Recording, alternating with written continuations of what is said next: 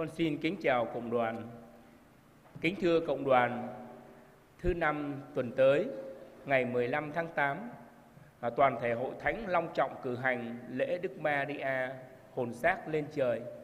Đó là đặc ân mà Thiên Chúa đã làm trên cuộc đời của mẹ, là một trong 4 đặc ân mà mẹ Maria được diễm phúc thụ hưởng. Trong tâm tình đó, giờ kính Đức Mẹ này, trước linh ảnh Đức Mẹ hằng cứu giúp, con mời cộng đoàn chúng ta cùng dừng lại với nhau để chiêm ngắm, để suy ngẫm về khuôn mặt Đức Maria qua đặc ân hồn xác lên trời, để chúng ta hy vọng rằng chúng ta noi gương theo mẹ, ngày sau chúng ta cũng được mẹ hưởng phúc trên quê trời cùng với Đức Giêsu con mẹ. Ở khôn chinum keng khắp Repa anap ane Kenon hợp lúc me plan Japan khôn chinum yang bi bang lon tana Papu cơ ami Maria amang anan ami Maria di per ate abitre chan bengat chua hanun nhớ amang mom papu cơ mi Maria ane bơi anap rúp ami Maria po henong gumru eo chắc binh ta lăng pơ nhen binh ta pơ min rom hang mi Maria amang tờ lời bưng ai prong qua ate brơi cơ nhu đi pơ ate abit rơi cham pran chua keng cơ mương anun binh ta chiang hơ meng bagi cơ tí lơm binh ta regel lon thần á binh ta tui tổ rom mi Maria bơi ate bờ tươi bờ tạ mơ ác long la rom nhu hang Giêsu qua mình hanun nhớ amang mom papu cơ mi Maria anay eo chắc binh ta lăng tờ lời bưng prong mi Maria đi per ate abitre cham ranchua. Để giờ hành hương được sốt mến, mời cộng đoàn chúng ta cùng xin ơn Chúa Thánh Thần xuống thánh hóa tâm hồn mỗi người chúng ta và thánh hóa giờ kính Đức Mẹ này.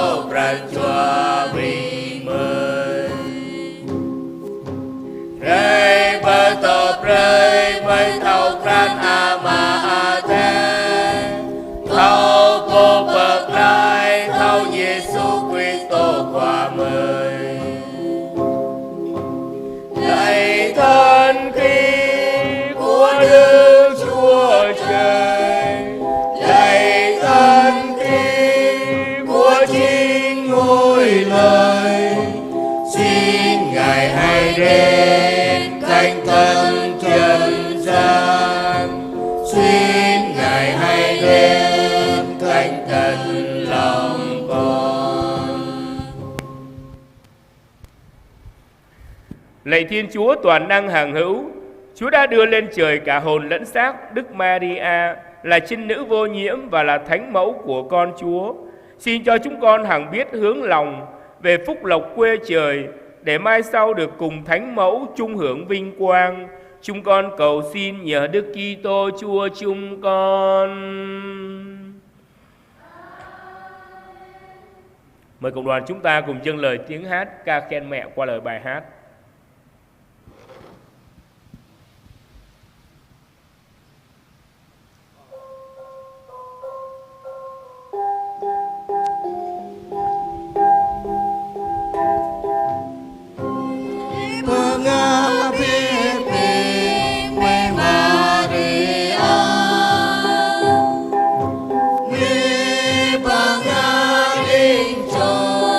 Ami cầu la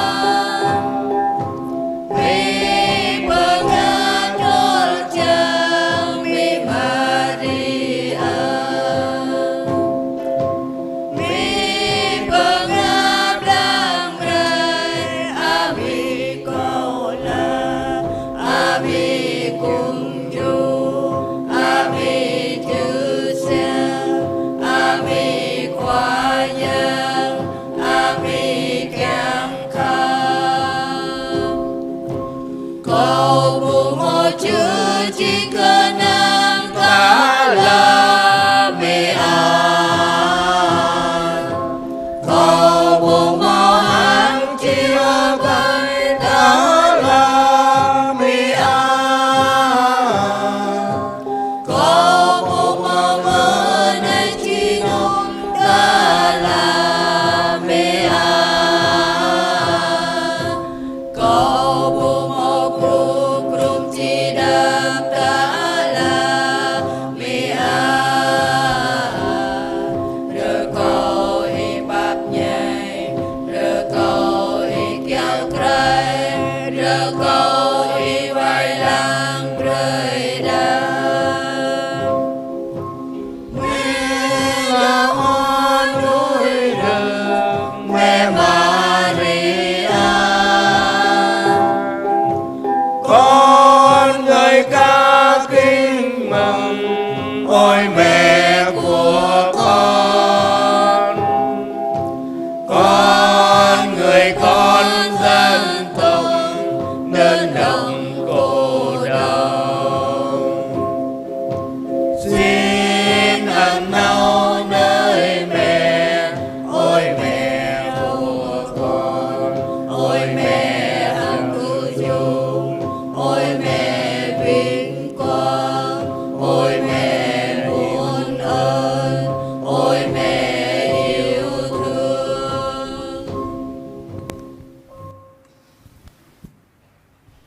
Mời cộng đoàn cùng lắng nghe tin mừng theo Thánh Luca.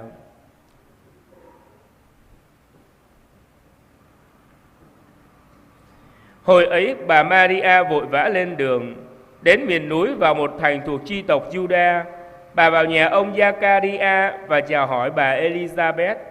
Bà Elizabeth vừa nghe tiếng bà Maria chào thì đứa con trong bụng nhảy lên, và bà được tràn đầy Thánh Thần, liền kêu lớn tiếng và nói rằng: em được chúc phúc hơn mọi người phụ nữ, và người con em đang cưu mang cũng được chúc phúc. Bởi đâu tôi được thân mẫu Chúa tôi đến với tôi thế này? Vì này đây, tai tôi vừa nghe tiếng em chào, thì đứa con trong bụng nhảy mừng. Em thật có phúc, vì đã tin rằng Chúa sẽ thực hiện những gì người đã nói với em. Con xin kính mời cộng đoàn ngồi. Kính thưa cộng đoàn, Đức Maria yêu mến những sự trên trời. Ngay từ khi còn là cô thiếu nữ, Đức Maria đã biết dâng mình cho Thiên Chúa, hướng về trời cao, được sứ thần Gabriel chứng nhận là người đầy ân sủng của Thiên Chúa và đẹp lòng Thiên Chúa. Đức Trinh Nữ Maria dành trọn thân xác và linh hồn cho Thiên Chúa. Linh hồn tôi ngợi khen Đức Chúa, thần trí tôi hớn hở vui mừng vì Thiên Chúa đấng cứu độ tôi. Phận nữ tỳ hèn mọn người đói thương nhìn tới, từ nay hết mọi đời sẽ khen tôi diễm phúc. Thiên Chúa đã bao bọc thân xác của mẹ, dọn sẵn cung điện cho con Thiên Chúa giáng trần, nên mẹ cũng được hưởng đặc ân vô nhiễm nguyên tội, nên khỏi phải lẵn lấy thân xác mục nát. Ngay từ thuở sơ khai, các tín hữu Kitô đã nhận ra người phụ nữ được diễn tả trong sách Khải Huyền là Đức Trinh Nữ Maria, mẹ Đức Giêsu thành Nazareth. Tuy vậy, phải chờ đợi gần 20 thế kỷ sau, tín điều Đức Mẹ hồn xác lên trời mới được giáo hội công bố chính thức. Tại đền thờ Thánh Phêrô ở Roma, ngày 1 tháng 11 năm 1950, Đức Giáo hoàng Pio XII đã long trọng tuyên bố: chúng tôi công bố, tuyên xưng và định tín giáo lý đã được Thiên Chúa mặc khải này. Đức Maria trọn đời đồng trinh, mẹ vô nhiễm của Thiên Chúa, sau khi hoàn tất cuộc đời dương thế, đã được đưa lên trời vinh hiển cả hồn lẫn xác. Trong lời tuyên tín long trọng trên đây, Đức Giáo hoàng đã nhắc tới cả 4 đặc ân mà Thiên Chúa ban cho Đức Mẹ, tức là ơn vô nhiễm nguyên tội, ơn trọn đời đồng trinh, ơn là mẹ Thiên Chúa, và ơn được về trời cả hồn lẫn xác. Thật vậy, Thiên Chúa bày tỏ tình thương đặc biệt cho hồn xác Đức Trinh Nữ Maria được thông phần vinh quang với Thánh Tử Giêsu. Đang lần bước giữa chốn trần gian, chúng ta được mời gọi nhìn lên Đức Maria trên trời như hình ảnh của tương lai vĩnh cửu để tìm thấy ánh sáng và niềm vui. Lạy mẹ Maria, chúng con tin rằng Đức Chúa Trời, Đức Chúa ban cho mẹ đặc ân hồn xác về trời, nhưng mẹ không ở xa chúng con. Mẹ vẫn hằng dõi theo đoàn con nơi dương thế và ra tay cứu giúp chở che. Xin mẹ cầu thay nguyện giúp cho chúng con là kẻ có tội khi nay và trong giờ lâm tử, để chúng con hy vọng sẽ được cùng mẹ hưởng phúc quê trời cùng Đức Giêsu Chúa chúng con. Ami Maria. Ami Maria khắp tung tờ lời bơi ate, mơn nhu chinh sa chô tra, bồ mơ yun Maria thao lấy bờ dơ trời chan bơi cơ khoa ate, xít nhớ, giang hem Gabriel lại lấy, nhu chinh po bạ cơ bừng hem, khoa tê hăng khoa ate tổ hàng nhiều, bồ mơ yun Maria, bờ dơ cơ abit trời chan bran chua, hàng bờ ngắt chua, abit lời tiếp nhu cơ khoa ate, bờ ngắt chua câu bờ ư bờ an cơ khoa tê, bran chua câu hóc cơ tóc doa cơ khoa tê bồ bực lái cầu, mừng anh dốc rờ nút amra lại câu chinh po màu bừng, và Elizabeth ư an cơ Ami Maria, ý tụ lấy bưng ai khoa ate bờ bộ, xít nhớ bu mau hở lời, tui mau bưng brong đi pơ ate abit rơi chan hằng bờ ngắt chua rút mị Maria tá. Plạ tờ lời dây ray mừng tờ lời cơ tông cơ lệ cơ khoa ate bu thao loạ đúc cơ khoa ate ố rơi cơ tờ lời xó mút amang rơi chan brang chua mà núi mà nam gợ ngạ rơi cơ nạ mà núi khom dây can cơ po mơ yun Maria tra hơ chí khoa ate vai lăng bờ gang rơi chan brang chua nhu khoa ate pơ prap lâu lấy xa anh ní hiêm plạ đã mơ chứ cả nạ nhu Giêsu khoa trôn rầy hơn nun Ami Maria tụ lấy bưng ai prong bờ gang trời chan hoài ram ray pru ố mừng plung khun ana đạo Christo phun bình Christo tui gứt lấy đá bình ai amang rạ bờ bú bờ đá chinh po mơ yun Maria tra hơ chí Ami Giêsu qua cơ đông Nazareth bẹ tá chê toa rơ bâu thun tờ đời tờ lời đạo gứt Ami Maria đi pơ ate abit trời chan hằng bờ ngắt chua rạ bờ thau rau bờ mự mừng po a cọ tinh phun pio tan hợp lũ tòa Ami Maria bình bờ đạo gứt ý đi pơ ate abit trời chan hằng bờ ngắt chua sa mơ ý bu lui bình mơi trit roi ố ý ắt tổ lăng rây cơ bin cờ mơi gum ru bin cờ mơi hơn luôn bin cờ mơi được cao ý eo lại gum bin cờ mơi amang môn bụp tờ lời tráp táp amang môn chi tlop ran ắt tổ cơ chấp tu Giêsu qua rúp ý keng cơ trang hơ mang bờ ghi cơ tí bin cờ mơi tui mút rom hàng ý bờ tươi bờ tạ bơi sang ama ate mơ ác rom Giêsu qua po bậc lái bin cờ mơi. Để những lời ca khen những tâm tình của chúng ta dành cho mẹ được trọn vẹn, mời cộng đoàn chúng ta cùng đứng dâng lên mẹ lời ca tiếng hát bằng kinh lạy cha kính mừng cha Rai.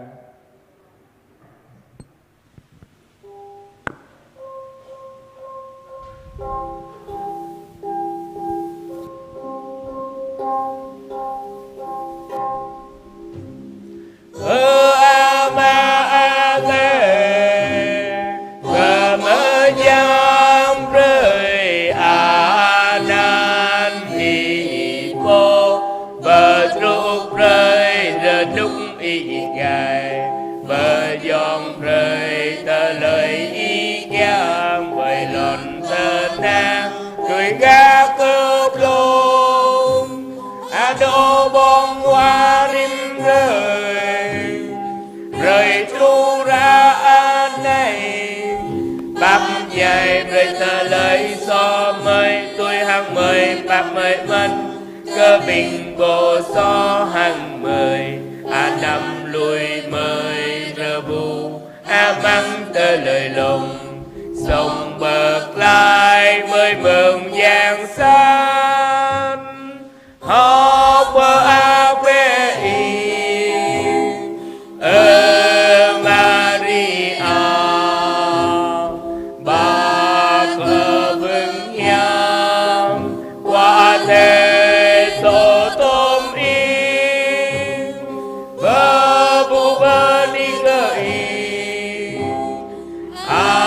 mang bin đã về đây hằng bani cơ Giêsu ana mong ten in Maria mơ giang mi qua giang tên giao lại với cơ mới đã mở nuôi so sang chúng ta đây hàng lớp môn mới chỉ có ra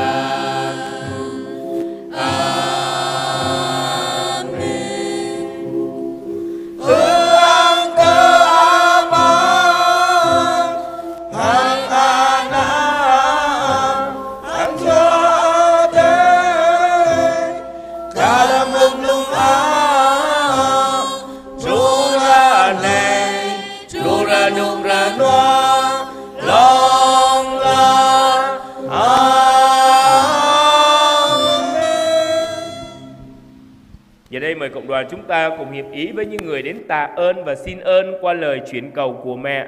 Hiệp ý với những người tạ ơn. 9 ý xin tạ ơn vì thêm lòng kính mến Chúa và Đức Mẹ. 5 ý xin tạ ơn vì biết vâng theo thánh ý Chúa. 1 ý tạ ơn vì dâng mình cho Chúa trong đời sống tu trì. 5 ý tạ ơn vì biết chừa bỏ tội lỗi và tính hư nết xấu. 2 ý tạ ơn vì được ăn năn trở về cùng Chúa. 3 ý tạ ơn vì được bền đỗ đến cùng. 9 ý tạ ơn vì đi đường được bình an. 8 ý tạ ơn vì có công ăn việc làm. 8 ý tạ ơn vì gia đình sum họp hòa thuận thương yêu nhau. 8 ý tạ ơn vì gia đình bình an. 3 ý tạ ơn vì được như ý nguyện. 3 ý tạ ơn vì con cái ngoan ngoãn học hành tấn tới. 2 ý tạ ơn vì khỏi ốm đau bệnh tật. 3 ý tạ ơn vì biết cầu cho các linh hồn. 2 ý tạ ơn vì thánh hóa bản thân, cải thiện đời sống. 3 ý tạ ơn vì được cứu giúp trong cơn gian nan khốn khó. 5 ý tạ ơn vì bình an trong tâm hồn và trong cuộc sống. 1 ý tạ ơn vì có con cái. Và những lời tạ ơn mà mỗi người trong cộng đoàn chúng ta muốn dâng lên mẹ. Hiệp cùng mẹ Thiên Chúa, chúng con xin tạ ơn Cha. Chúng con xin tạ ơn Cha.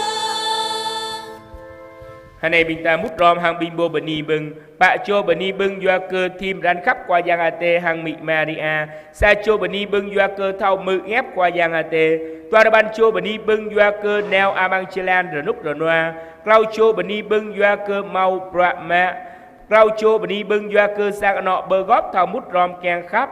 Bạ chô bani bưng doa cơ sang anọ rờ núc rờ noa, clau chô bani bưng doa cơ ana sang ram đi tui, rme chô bani bưng doa cơ lom đoạ noa, toa chô bani bưng doa cơ thao yêu lại rơi cơ binh bơ ngát chua, clau chô bani bưng doa cơ thao gum ru lâm tần áp tần ông, toa chô bani bưng doa cơ rờ núc rờ noa amang pran hang amang tờ lời hợp tiếp, sa chô bani bưng doa cơ tơ kiam hem, toa chô bani bưng doa cơ mau ana ba.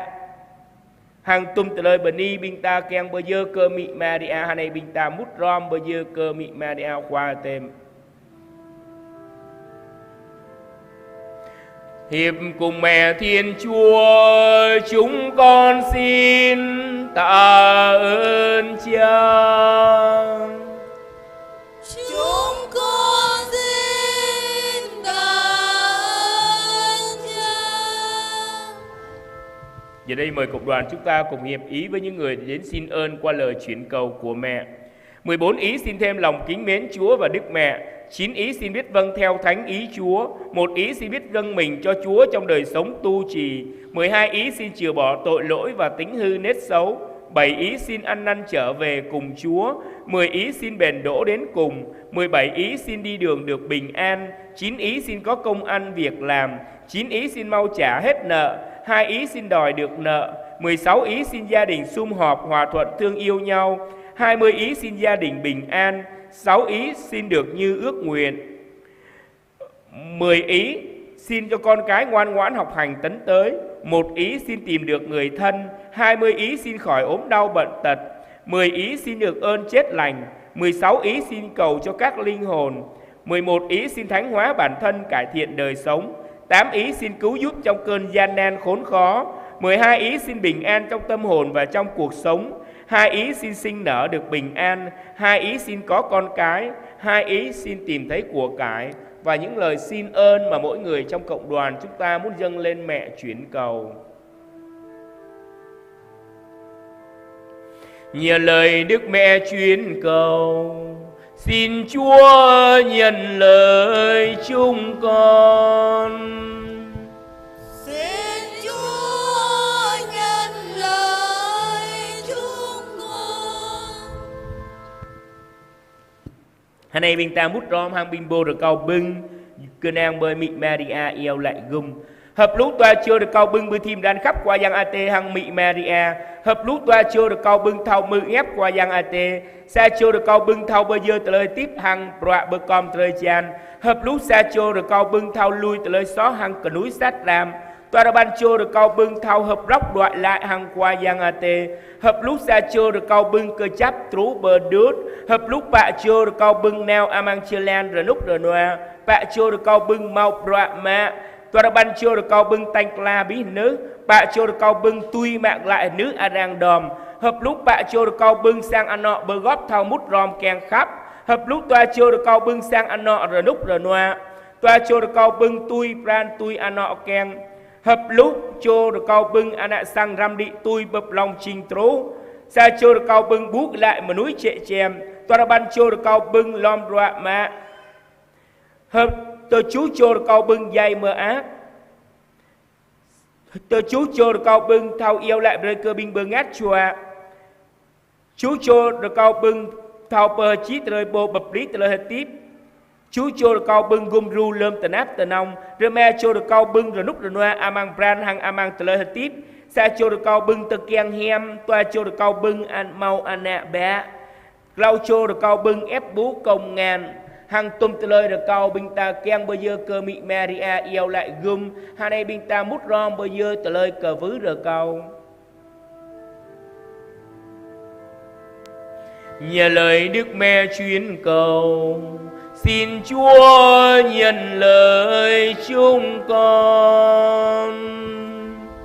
Xin Chúa nhận lời chúng con. Để những lời tạ ơn và xin ơn của chúng ta được đẹp lòng Chúa và hài lòng mẹ, giờ đây cộng đoàn chúng ta cùng dâng lên mẹ lời ca tiếng hát, những đóa hoa tươi thắm cũng như những đóa hoa lòng của chúng ta để bày tỏ tâm tình của những người con thảo kính dâng lên mẹ.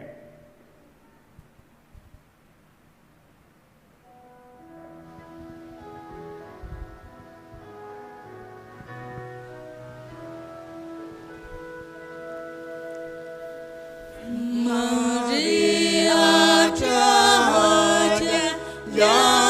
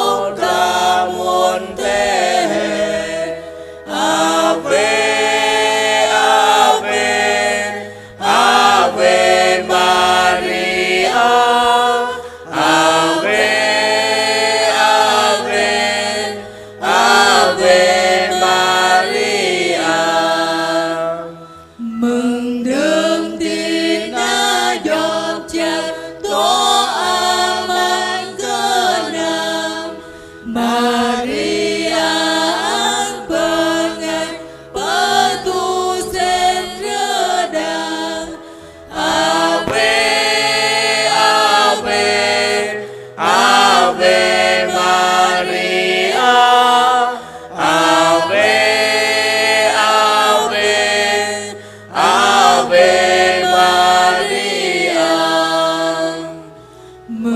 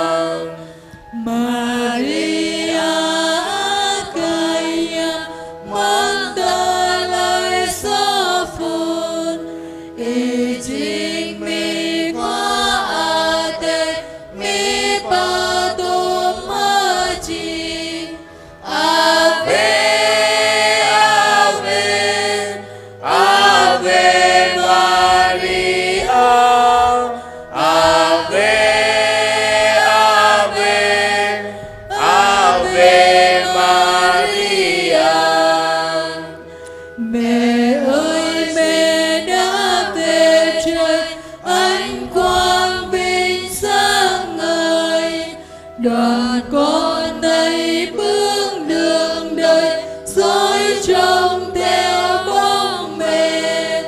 Ave, Ave, Ave Maria. Ave, Ave, Ave Maria. Giờ đây mời cộng đoàn chúng ta cùng quỳ gối hiệp thông đọc kinh tuần cửu nhật kính Đức Mẹ hằng cứu giúp. Ami hanong kum juru lam ko pamin ke telai so sát hang telai tanap ko lê tâng pamin ke prancha chama hang ke trư prong prin e hanun ko hui yo jir so sát kar ko ane sama kin ke vu ra ko i pap hanun yo telai ho tai de sama lam bu ru bo mata nham kla i ko mu i pato ko tui ane ana kenang in pe ko bu ye ami tho pap o ha ko bu xem pra yam da mơ pa pu ko kenong xem cơ tale tanap tap da mơ kum jru anan ami anong kum jru bu ye bu parada tui ane ha ko kum jru bingki amang job tale tanap hanun ami Maria po mayang anai ko re ka vu ra ko pranchua i chama api pranchua ko kanang in bay pranchua i tho pap ra ko i pagang ko da ra ko i patlai ko da ra ko i alum ko da Maria cha chi cha ya yong i ma chaka tu le anan ami hanong kum jru kyang cơ patut pasul pranchua bin ka mai kanang in ka i hanun ko cơ vu ra ko i kapap kum jru ko na nào amang job ani to ano nào lâm giang sát plư plai lâm mo tale so lâm pup tale tanap amang tale hotip hang pia ma nyu amang mong chit lo pran ami po tho kapap ra ko i pre cơ ko tho charang đợi nào per i na nào ko cứ sinh nick ta ko charang đợi nào per i hanun ngạ pre cơ i chay mự nhập ko ra ko i pre cơ ko phương yom phan ane thao charang yo lại hàng i na nào hàng mo pran chua kanang in cơ i kar hàng ana sang kyang cơ i mự nhập ko yo lại đa mơ kum jru ko na nào hàng pre cơ ko phương đào cướt ko chap tru per lui ami anong kum jru ra ko i papu pre yam cơ ko hàng yêu lại cùng pre cơ co tụ tạ này hàng lâm mong chít lo pran amen.